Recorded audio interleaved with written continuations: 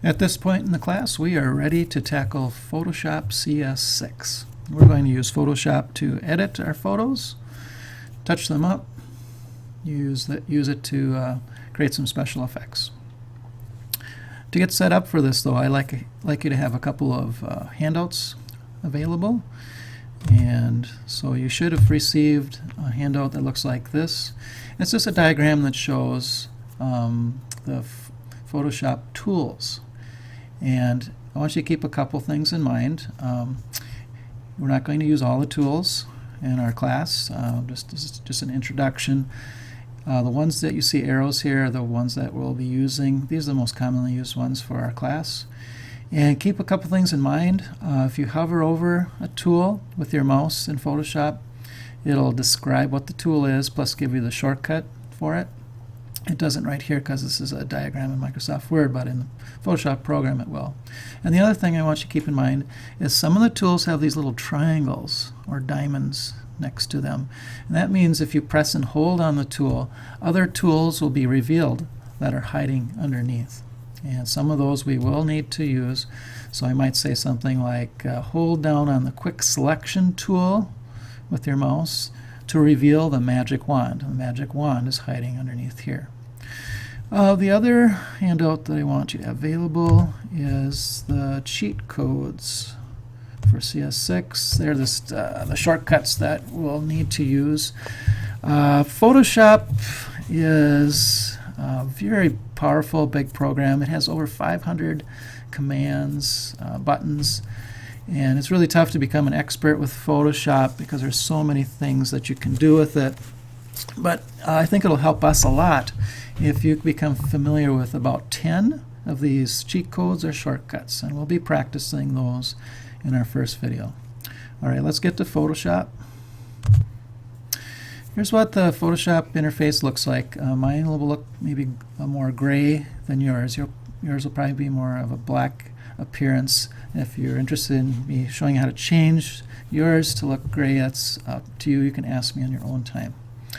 Here's a quick tour. The tool bar is on the left, and for each tool, if I'm clicking on them, you'll notice that the options bar above changes for each tool. There's different features. The experts call this different parameters for each tool.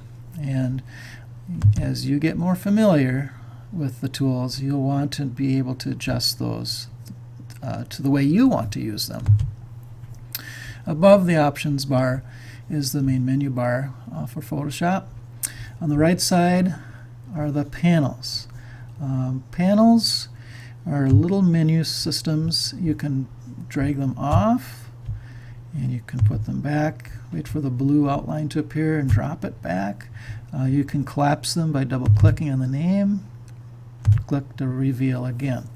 Be careful with moving these panels too much. You can start losing your way because there's so many different panels that you can't have open. If your panels kind of get out of sorts and you really are lost or confused as far as where things go, then you can go up to Window and you can choose Workspace and just re-choose the Photography Workspace. We're using the Photography one. The Essentials is a good one too, but I think for our purposes the Photography Workspace will be just fine, and that'll reset it for you. So again, that was Window, Workspace, and then I could go Reset Photography. So it brings it back, and it did. I was messing around with my panels, so here's how it originally would look. I don't like all my panels showing, so I'll double click to collapse a couple of these so that my layers panel takes up the most room. Okay, let's open up a photo. To begin with, you can open up any picture that you've taken. I'm just going to go to one of my practice files. This isn't a photo I've taken, but it's one of my practice images. All right, we're going to go through some of the shortcuts, not all of them right away, but just a few to begin with. I'd like you to start with using the Control key and the minus and plus keys. The minus and plus keys are in the top right corner of your keyboard. The Control key is in the bottom left corner. So hold down the Control key and press the minus key, and that's your zoom out shortcut. Pressing the plus key while the control key is down will zoom in. Maybe too far. Sometimes you want to go this far for different editing reasons. Now, I could keep doing the control plus and minus keys to get it the way I want it to look. But if I want to bring it back to a size that fits the box here, the screen, there's another shortcut, Control 0. Not Control O, but Control 0. And that'll bring it back fast. That'll save you some time. You'll be zooming in and out and for different projects, so be aware of that shortcut. Okay, the next one, I'd like you to know the tab key cheat here. If you press the tab key, it just gets rid of the panel, so you can just see what your image looks like maybe after you've done some fancy editing, just to look at that without the distracting toolbar and panel showing. Press tab again to make it come back. The F key, if you press that down or tap it, that just changes the view mode.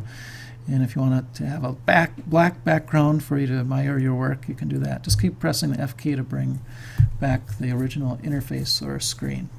So that was the F key and the tab key. All right, next I want us to create a new layer. And there's always more than one way to do things in Photoshop, and sometimes you make a discovery that makes more sense than some of my shortcuts. So please let me know and the class know, because we learn together, especially with Photoshop, because no one really can master Photoshop. It's just such a huge program. Well, anyway, there are some buttons at the bottom of the layer panel. We could create new layers by clicking these buttons, but I'd like you to learn the shortcuts. And so I'd like you to hold down on your keyboard Control and press the letter J. So I press J, holding down the Control key, and you'll notice that another layer, which is called a duplicate layer of the same photo, appears above the first one. I'm going to do it one more time. Control J. When you start your projects or your work in Photoshop, I would like you to do this as your first step. Create a duplicate of your original layer immediately.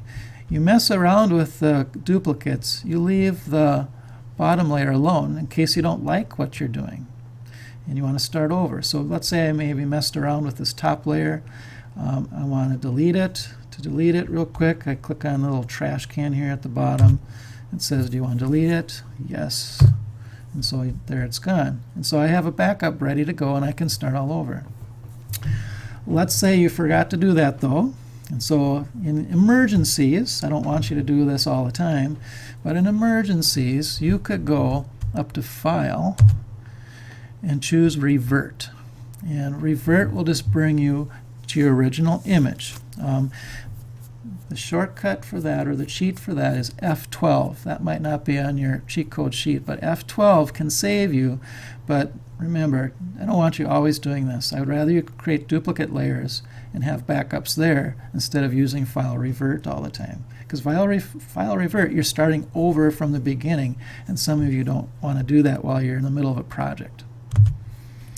All right, the next shortcut I'd like you to try is to create a blank layer. Now I could do that by clicking the button next to the trash can, but I want you to practice the shortcut or the cheat, and that'll be Control Shift N. N is in new. It'll ask you, do you want to create a new layer? Yes. Okay. So you notice I have a blank layer above it. All right. Before we stop here, there's one more thing I want to go over, that is undoing and redoing. You could go up to Edit and choose Step Backward or Undo, and that takes time. And so you need to know the shortcut code for undoing in Photoshop. I would recommend that you take your 3 middle fingers on your left hand and put one finger pressing down on the Control key, one finger pressing down on the Alt, Control Alt, and then the middle finger you tap the Z. Watch what happens to my layer panels when I hold those two keys, Control Alt, and then start tapping the Z. Suddenly it's going back, undoing. To redo, it would be Control Z. but that only toggles back and forth. So the Control-Alt-Z will undo back 20 times, 20 things you've done. So be aware of that shortcut. That alone will save you a huge amount of time knowing how to undo and redo. All right, in our next video we're going to learn about the brush and the eraser tool.